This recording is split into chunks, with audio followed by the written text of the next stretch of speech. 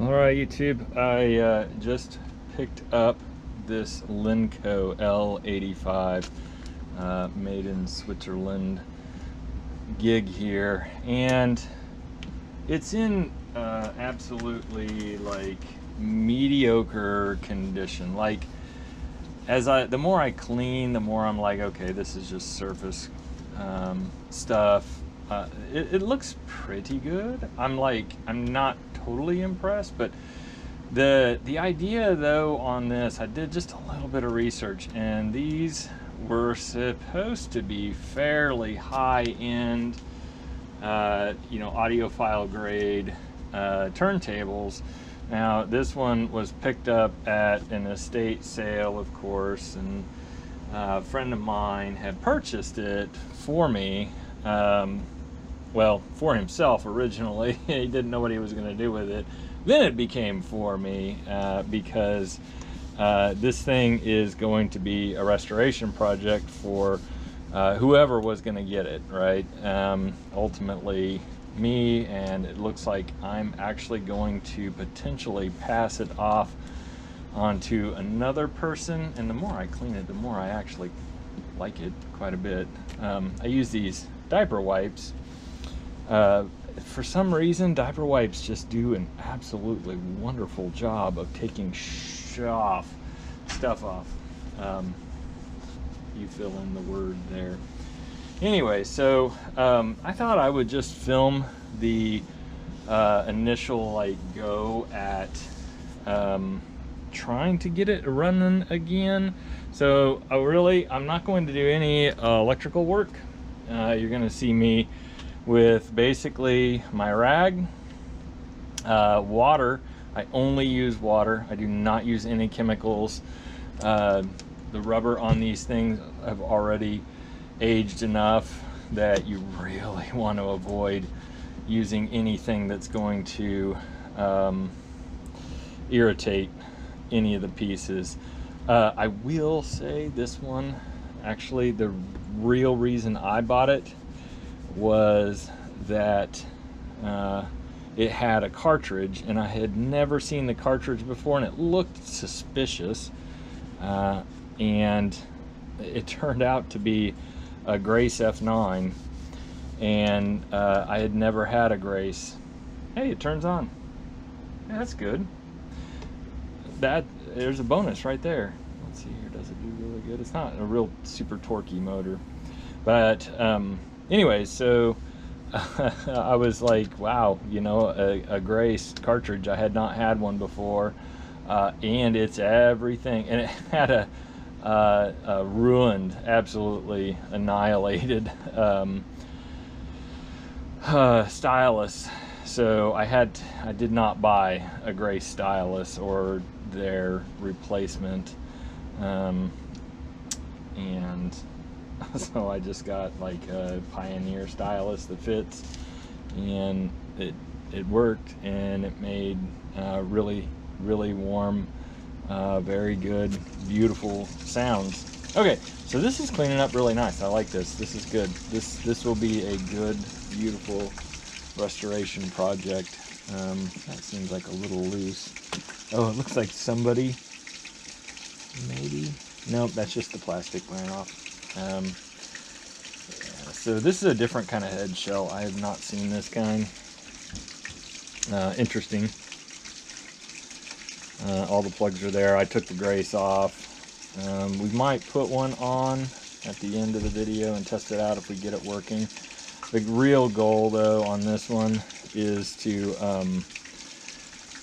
just get it into presentable condition to see if it's worth a restoration or if I'm just parting it out. And ultimately I might just go ahead and in my eBay store list it as a whole parts unit, or take a couple of photographs of the primary parts like the tone arm. This is a really nice tone arm, and just see if those sell by themselves. I'm sure these rests are hard to come by. This is a pretty unique looking tone arm rest here. Oh, I will take back, there is one chemical I use, and it's called 303, and it does a really good job, like here. So this piece right here that's really faded, but it's plastic. First you got to make sure it's not rubber, because this will do a number on rubber. I mean, it'll do a good job, but it'll bring it back to life, but that's it's debatable what will happen after that. You see there, it actually did a really good job of bringing the color back to this.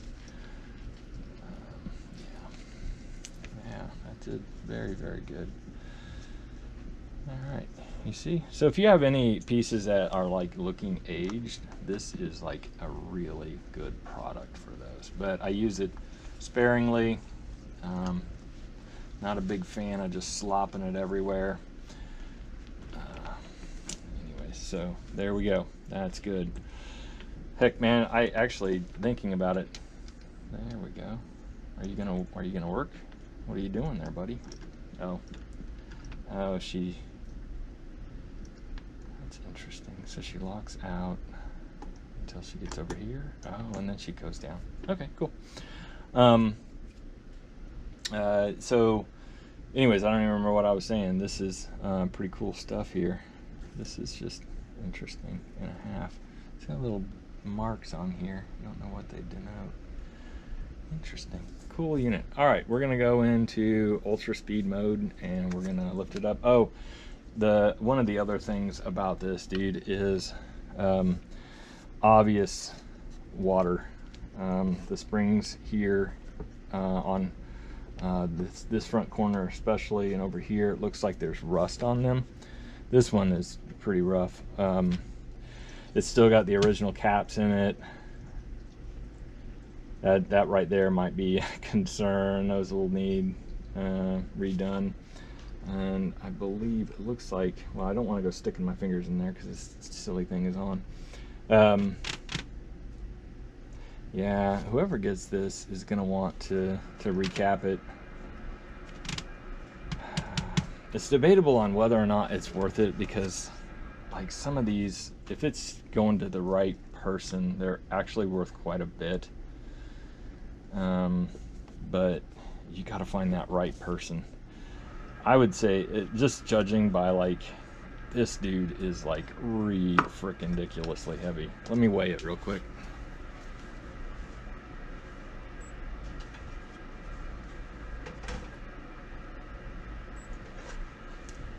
Yeah, this is just a hair over 3 pounds, and when I was playing with it, I noticed that this is very specific to this player, and you'll see under here it's got some foam, and this little oil streak right here is actually from these rubber mats.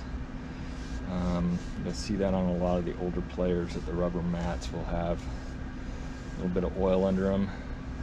And I don't know what you can do to halt the deterioration process, but let's get on with the show.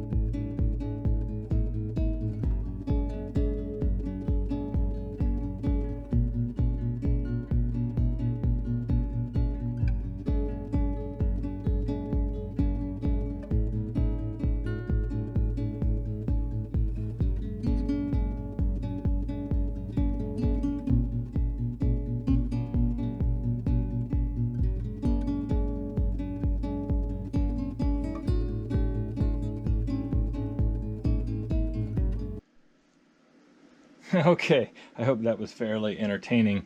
That was, I'd say about 30 minutes worth of work. It's a fairly good unit. I'm not discouraged by it. Let's put it that way. Okay, so we're gonna do a channel check now. There's one white wire, and I think watching the video, you probably saw me like double and triple and checking the cord or the lines coming down the tone arm. There's one white that looks like it lost its connection, but it's not long enough to connect to anything. So I just don't know if that's just a remnant or if it actually needed to go somewhere. But we're gonna do a channel check now. So let's see here. We're gonna go balance, crank this up. We're on the left-hand channel. All right, very good. And the right channel. Perfect. Okay, so right and left are working. Let's get a record. Let's get some crap-ass record because I do not have this dialed in. God knows it's probably sitting at like 10 grams or something. So this is a some kind of funny-ass record. Okay. There we go.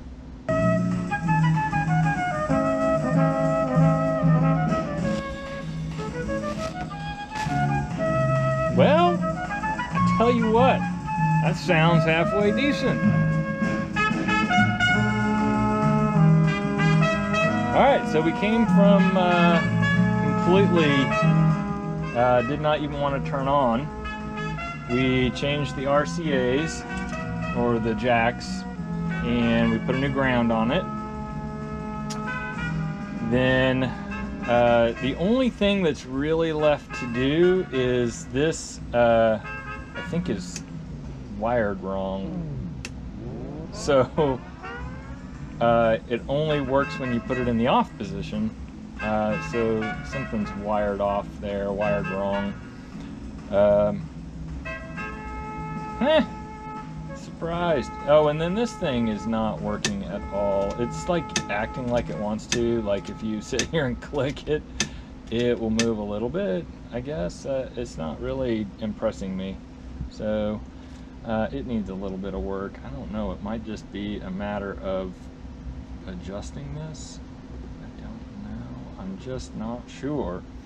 I'm just not sure, Captain. It looks like it has some kind of electromagnet under there. Well, it does. It has an electromagnet setting about right here. And I think what it's doing, and let's see if it does it, is it's going to trigger the tone arm. Yeah, I'll bet originally it had auto return, and it would come and set itself down and turn itself off. But of course it doesn't. You know, if somebody was just wanting a player that is, you know, nice, cool, interesting, this would definitely be a good investment of time.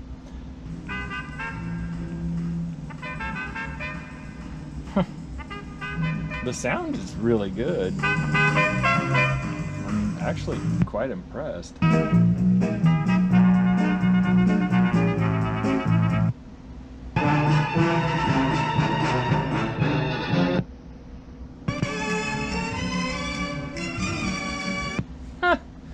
Yeah, who knew? All right, so anyways, this needs fixed, this needs fixed. Once this is fixed, the potentiometer in here, you'll be able to adjust the speed. Right now, the speed is running just a tad bit quick. And there's a little light. I don't know if you can see it in there. Maybe I'll turn off the, well, I can't turn off that because it'll turn off the light. That's not gonna work out. All right, so there's a little light down here. It's pretty cool looking. All right, well, like the video, tune in for the next operation. Let's see, I ran across a CD turntable. It has a deck of CDs, and then on top is a platter. for a record. I'm gonna work on it here real soon. So subscribe, and hopefully get to watch that. This dude going out on eBay. Somebody can invest the time. It plays, obviously works to an extent, limited extent. If you want something cool, this would be the dude. If you want a restoration project, this is pretty darn spiffy.